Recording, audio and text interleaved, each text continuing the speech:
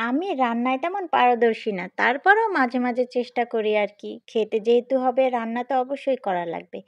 তো hello everyone আসসালামু আলাইকুম। ভিডিওটা দেখে আপনারা তো মানে বুঝতেই পারছেন যে আমি কি রান্না করতে চলেছি। তো এই যে দেখেন আমি তেলের মধ্যে পেঁয়াজটা দিয়ে দিলাম, তারপরে মসলা দিয়ে দিলাম। আজকে রান্না করব খিচুড়ি। তার সাথে থাকবে ডিম ভুনা আর হচ্ছে গিয়ে বেগুন ভাজা।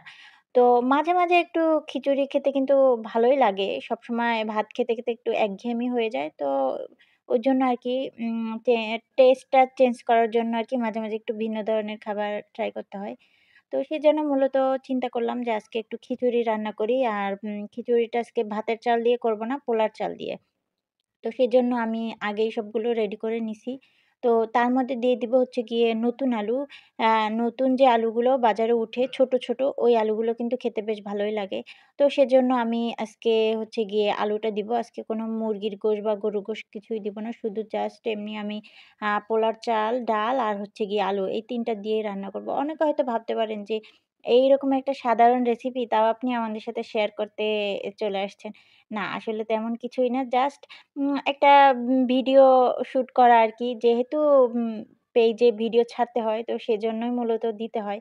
তো ওই চিন্তা করে মূলত ভিডিওটা করা। তো আমি এই যে দেখেন কথা বলতে, বলতে কিন্তু রান্নাটা করে ফেলতেছি। তার মধ্যে আমি দিয়ে দিলাম কিছুটা টমেটো। টমেটো দিলে কিন্তু ভালোই লাগে। আর দিলাম বোম্বাই মরিচ। বোম্বাই মরিচটা কিন্তু খুব ঝাল হয়। আর খিচুড়ির মধ্যে ঝাল, ঝাল বোম্বাই মরিচের একটা ঘ্রাণ এটা কিন্তু হলে খুব ভালোই লাগে। আর আমরা যারা বরিশালের আছি তারা তো বোম্বাই মরিচ সম্পর্কে জানি। বোম্বাই মরিচটা যেরকম ঘ্রাণ সেরকম মানে খেতে মজা লাগে। ভাতের সাথে হোক বা খিচুড়ির সাথে হোক যেকোনো কোনো কিছুর সাথে মানে বোম্বাই মরিচটা হলে আর কিছুই লাগে না। তো অনেকে হয়তো বেশি ঝাল পছন্দ করে না। আ আর যারা ঝাল পছন্দ করে তাদের কাছে তো এক কথায় অসাধারণ। আর কি বলব? তো কথা বলতে, বলতে রান্না একবারে শেষ পর্যায়ে চলেই আসছি।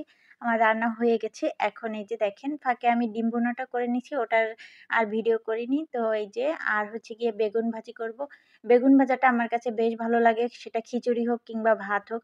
তো রান্না যেহেতু শেষ এখন আপনাদের সাথে একটু খাওয়াটাও শেয়ার করি। তো এই যে দেখেন আমি প্লেটের মধ্যে কিছুটা খিচুড়ি নিয়ে নিলাম।